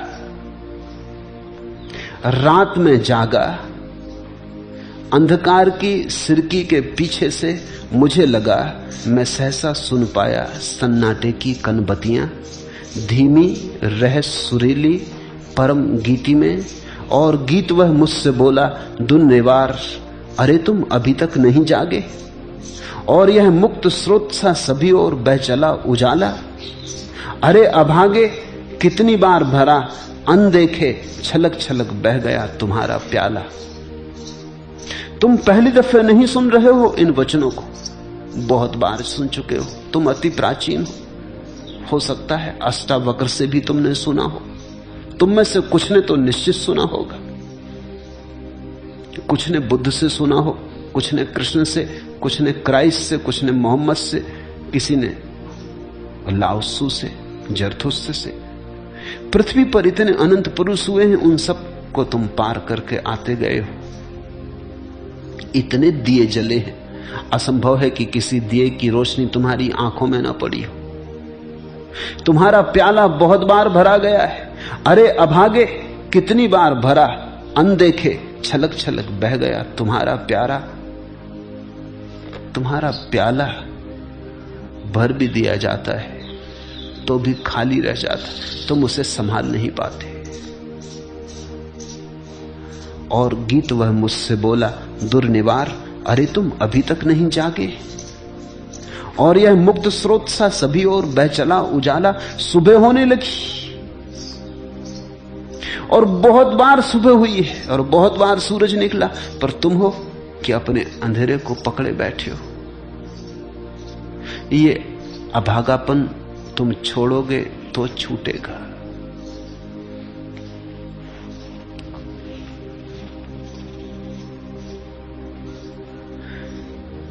जनक कहने लगे एक ही दिखाई पड़ता है, मैं उसी एक में लीन हो गया हूं, वो एक मुझ में लीन हो गया है। वेद यह कहते हैं जो इंसान त्यागी यानी सन्यासी है, वेदों से भी है बलातर।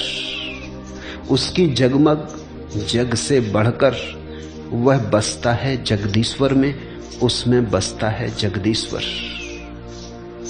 वेद यह कहते हैं जो इंसान त्यागी यानी सन्यासी है, वेदों से भी है बलातर, वेदों से भी श्रेष्ठ है, क्योंकि उसमें बसता है जगदीश्वर, वह बसता है जगदीश्वर में।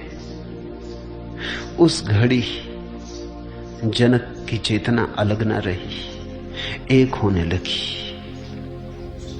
चौंक गए हैं स्वयं। जैसे विचार करने से वस्त्र तंत्र मात्र ही होता है, वैसे ही विचार करने से यह संसार आत्मसत्ता मात्र ही है। जागकर देखने से, विवेक करने से, बोधपूर्वक देखने से, जैसे गौर से तुम वस्त्र को देखो तो पाओगे क्या? तंतुओं का जाल ही पाओगे। एक धागा आड़ा, एक धागा सीधा, ऐसे ही रख रख के वस्त्र बन जाता है। तंतुओं का जाल है वस्त्र। फिर भी देखो मजा, तंतुओं को पहन ना सकोगे, वस्त्र को पहन लेते हो। अगर धागे का ढेर रख दिया जाए तो उसे पहन ना सकोगे। यद्यपि वस्त्र भी धागे का ढेर ही है, सिर्फ आयोजन का अंतर है। आड़ा तिरछा धागे की बुनावट तो वस्त्र बन गया, तो वस्त्र से तुम ढांक लेते हो अपने को। लेकिन इससे क्या फर्क पड़ा? धागे ही रहे, कैसे तुमने रखे इससे क्या फर्क पड़ता है? जनक कह रहे हैं कि परमात्मा कहीं हरा होकर वृक्ष है, कहीं लाल सुर्ख होकर गुलाब का फूल है, कहीं जल है, कहीं पहाड़ पर्वत है, कहीं चांद तारा है। ये सब उसी के चैतन्य की अलग अलग संघटनाएं हैं। जैसे वस्त्र को धागे से बुना जाता है, फिर उससे ही तुम अनेक तरह के वस्त्र बुन लेते हो। गर्मी में पहनने के लिए झीले पतले, सर्दी में पहनने के लिए मोटे। फिर उससे ही तुम सुंदर असुंदर, गरीब के अमीर के सब तरह के वस्त्र बुन लेते हो। उससे ही तुम हजार हजार रूप के निर्माण कर लेते हो। वैज्ञानिक कहते हैं कि सारा अस्तित्व एक ही ऊर्जा से बना है। उनका नाम है ऊर्जा के लिए विद्युत। नाम से क्या फर्क पड़ता है, लेकिन एक बात से वैज्ञानिक राजी हैं कि सारा अस्तित्व एक ही चीज से बना है। उसी एक चीज के अलग अलग ढांचे, जैसे सोने के बहुत से आभूषण, सभी सोने के बने हैं। गला दो तो सोना बचे। आकार बड़े भिन्न, लेकिन आकार जिस पे खड़ा है वो अभिन्न। यद्वत पटा तंतु मात्रा, जैसे वस्त्र केवल तंतु मात्र है। इदम विश्वम आत्मन तन मात्रम, ऐसा ही ये सारा अस्तित्व भी आत्मा रूपी तत्व से बुना गया है। और निश्चित ही विद्युत कहने से आत्मा कहना बेहतर है, क्योंकि विद्युत जड़ है और विद्युत से चैतन्य के उत्पन्न होने की कोई संभावना नहीं। और अगर विद्युत से चैतन्य होने की संभावना है तो फिर विद्युत को विद्युत कहना व्यर्थ है, क्योंकि जो पैदा हो सकता है वो छिपा होना चाहिए। चैतन्य दिखाई पड़ रहा है, चैतन्य प्रकट हुआ है, तो जो प्रकट हुआ है वो मूल में भी होना ही चाहिए, अन्यथा प्रकट कैसे होगा। तुमने आम का बीज बोया, आम का वृक्ष प्रकट हुआ, उसमें आम लग गए। तुमने नीम का बीज बोया, नीम प्रकट हुई, उसमें निमोलियां लग गई। जो बीज में है वही प्रकट होता है, वही लगता है। इतनी चैतन्य दिखाई पड़ती दुनिया में, इतनी चेतना दिखाई पड़ती, विभिन्न चेतना के रूप दिखाई पड़ते हैं।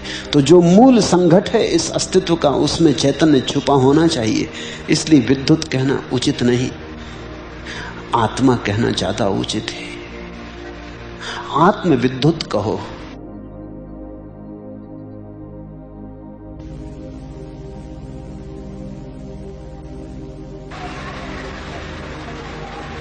मगर चैतन्य को वहां डालना ही होगा। जो दिखाई पड़ने लगा है वो आया है तो मूल में छिपा रहा होगा। जैसे विचार करने से वस्त्र तंतु मात्र ही होता है, वैसे ही विचार करने से ये संसार आत्म मात्र है। जैसे ईख के रस से बनी हुई शक्कर ईख के रस से व्याप्त है, वैसे ही मुझसे बना हुआ संसार मुझसे भी व्याप्त है। जैसे तुमने ईख से शक्कर निकाल ली तो शक्कर में ईख का रस व्याप्त है, ऐसे ही चैतन्य में परमात्मा व्याप्त है, मुझ में परमात्मा व्याप्त है, तुम में परमात्मा व्याप्त है और तुम परमात्मा में व्याप्त हो। आत्मा के अज्ञान से संसार भासता है, इसे समझना ये बहुत महत्वपूर्ण है। आत्मा के अज्ञान से संसार भासता है और आत्मा के ज्ञान से नहीं भासता। गेस्टाल्ट बदल जाता है, देखने का ढंग बदल जाता है। जैसे कि रस्सी के अज्ञान से सांप भासता है और उसके ज्ञान से वह नहीं भासता है। रात के अंधेरे में देख ली रस्सी, घबरा गए, समझा कि सांप है, भागने लगे, लकड़ियां लेके मारने लगे। फिर कोई दिया ले आया तो लकड़ियां हाथ से गिर जाएंगी, भय विसर्जित हो जाएगा। प्रकाश में दिखाई पड़ गया सांप नहीं है, रस्सी है। रस्सी को रस्सी की तरह न देख पाने के कारण सांप था। सांप था नहीं, सिर्फ आभास था। आत्मा को आत्मा की तरह न देख पाने के कारण संसार है। जिसने स्वयं को जाना उसका संसार मिट गया। इसका यह अर्थ नहीं कि द्वार दरवाजे दीवाल पहाड़ पत्थर खो जाएंगे, न ये सब होंगे, लेकिन ये सब एक में ही लीन हो जाएंगे। ये एक की ही विभिन्न तरंगे होंगे, फेन बुदबुदे। जिसने स्वयं को जाना उसका संसार समाप्त हुआ है, और जिसने स्वयं को नहीं जाना उसका संसार कभी समाप्त नहीं होता। संसार छोड़ने से तुम स्वयं को न जान सकोगे, लेकिन स्वयं को जान लो तो संसार छूट गया। त्याग की दो धाराएं हैं। एक धारा है जो कहती संसार को छोड़ो तो तुम स्वयं को जान सकोगे। दूसरी धारा है जो कहती स्वयं को जान लो, संसार छूटा ही है। पहली धारा भ्रांत है। संसार को छोड़ने से नहीं तुम स्वयं को जान सकोगे, क्योंकि संसार के छोड़ने में भी संसार के होने का भ्रम बना रहता है। समझो, थोड़ा रस्सी पड़ी है, सांप दिखाई पड़ा, कोई तुमसे मिलता है, वो कहता तुम सांप का भाव छोड़ दो, तो तुम्हें रस्सी दिखाई पड़ जाएगी। तुम कहोगे सांप का भाव छोड़ कैसे दें? सांप दिखाई पड़ रहा है, रस्सी तो दिखाई पड़ती नहीं। तो तुम अगर हिम्मत करके राम राम जप के किसी तरह आकर के खड़े हो जाओ कि चलो नहीं, सांप है, रस्सी है, रस्सी है, रस्सी, तो भी तुम्हारे भीतर तो तुम जानोगे सांप ही है, किसको झुठला रहे हो। पास मत चले जाना, कोई झंझट ना हो जाए। भागते तो तुम चले ही जाओगे, तुम कहोगे रस्सी है, माना कि रस्सी है, मगर पास क्यों जाएं? अब जो आदमी संसार को छोड़ के भागता, वो कहता संसार माया है, फिर भी भागता है। थोड़ा उससे पूछो कि अगर माया है तो भाग क्यों रहे हो? अगर है ही नहीं तो भाग कहां रहे हो? किसको छोड़ के जा रहे हो? वो कहता है धन तो मिट्टी है। तो फिर धन से इतने घबराए क्यों? फिर इतने भयभीत क्यों हो रहे हो? अगर धन मिट्टी है तो मिट्टी से तो तुम भयभीत नहीं होते, तो धन से क्यों भयभीत हो रहे हो? मिट्टी अगर दिखाई ही पड़ गई तो बात ठीक है, धन पड़ा रहे तो ठीक, ना पड़ा रहे तो ठीक। कभी मिट्टी की जरूरत होती तो आदमी मिट्टी का भी उपयोग करता है, धन की जरूरत है धन का उपयोग कर लेता है। लेकिन अब ये सब स्वप्नवत है, खेल जैसा है। दूसरी धारा ज्यादा गहरी और सत्य के करीब है कि तुम दिया जलाओ और रस्सी को रस्सी की भांति देख लो तो संसार गया, सांप गया। आत्मा के अज्ञान से संसार भासता है और आत्मा के ज्ञान से नहीं भासता है। आत्मा को देख लो, संसार नहीं दिखाई पड़ता। संसार को देखो, आत्मा नहीं दिखाई पड़ती। दो में से एक ही दिखाई पड़ता है, दोनों साथ साथ दिखाई नहीं पड़ते। अगर तुम्हें संसार दिखाई पड़ रहा है तो आत्मा दिखाई नहीं पड़ेगी। आत्मा दिखाई पड़ने लगे, संसार दिखाई नहीं पड़ेगा। इन दोनों को साथ साथ देखने का कोई भी उपाय नहीं है। ये तो ऐसे ही है कि जैसे तुम कमरे में बैठे हो, अंधेरा अंधेरा दिखाई पड़ रहा है, फिर तुम रोशनी ले आओ कि जरा अंधेरे को गौर से देखें, रोशनी में देखें तो और साफ दिखाई पड़ेगा, फिर कुछ भी दिखाई ना पड़ेगा। रोशनी ले आए तो अंधेरा दिखाई ही ना पड़ेगा। अगर अंधेरा देखना हो तो रोशनी भूल के मत लाना, अगर अंधेरा न देखना हो तो रोशनी लाना, क्योंकि अंधेरा और रोशनी साथ साथ दिखाई नहीं पड़ सकते। क्यों नहीं दिखाई पड़ते साथ साथ? क्योंकि अंधेरा रोशनी का अभाव है। जब रोशनी का अभाव हो जाता तो अभाव साथ साथ कैसे होगा? संसार आत्मज्ञान का अभाव है। जब आत्मज्ञान का उदय होगा तो संसार गया। सब जहां का तहां रहता है और फिर भी कुछ वैसा का वैसा नहीं रह जाता। सब जहां का तहां और सब रूपांतरित हो जाता है। मुझसे लोग पूछते हैं आप सन्यास देते हैं, लेकिन लोगों को कहते नहीं कि घर छोड़ें, पत्नी छोड़ें, बच्चे छोड़ें। मैं कहता हूं, मैं उनको ये नहीं कहता कि छोड़ें, मैं उनको इतना ही कहता हूं आत्मवत हो, आत्मवान हो, ताकि दिखाई पड़ने लगे कि जो है वो है, जो है उसे छोड़ा नहीं जा सकता, जो नहीं है उसे छोड़ने की कोई जरूरत नहीं।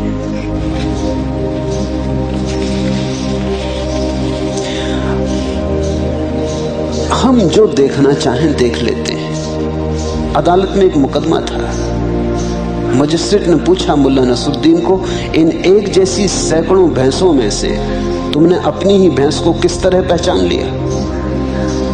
नसरुद्दीन बोला, ये कौन सी बड़ी बात है मालिक, आपकी कचहरी में काले कोट पहने सैकड़ों वकील खड़े, फिर भी मैं अपने वकील को पहचान ही रहा हूं कि नहीं?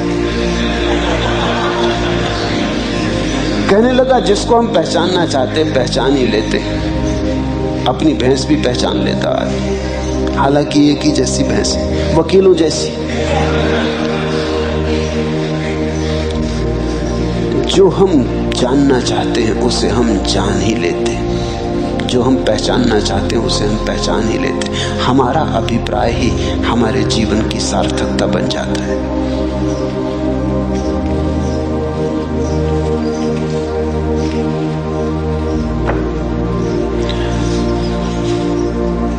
इस संसार से जागना हो तो संसार से जूझना मत। इस संसार से जागना हो तो सिर्फ भीतर जागने की कोशिश करना है। मुल्ला नसरुद्दीन और उसकी पत्नी अपनी गोद में एक खेलते हुए बच्चे को लेकर नृत्य का एक कार्यक्रम देखने गए। दरबान ने उन्हें चेतावनी दी कि नसरुद्दीन, यदि नृत्य के दौरान बच्चा रोया तो तुम्हें हाल से उठ जाना पड़ेगा, और यदि चाहोगे तो तुम्हारे टिकटों के दाम भी हम लौटा देंगे, मगर फिर बैठने ना देंगे, तो ख्याल रखना। लगभग आधा कार्यक्रम पूरा हो जाने के बाद नसरुद्दीन ने पत्नी से पूछा, नृत्य कैसा लग रहा है? एकदम बेकार, श्रीमती ने उत्तर दिया। तो उसने कहा, फिर देर क्या कर रही हो, काटो एक चुटकी बेबी को। जब तुम संसार को बिल्कुल बेकार जान लो तो देर मत करना, काटना एक चुटकी। भीतर झकझोरना अपने को, जगाना अपने को। अपनी जाग से सब हो जाता है। जागरण महामंत्र है, एकमात्र मंत्र।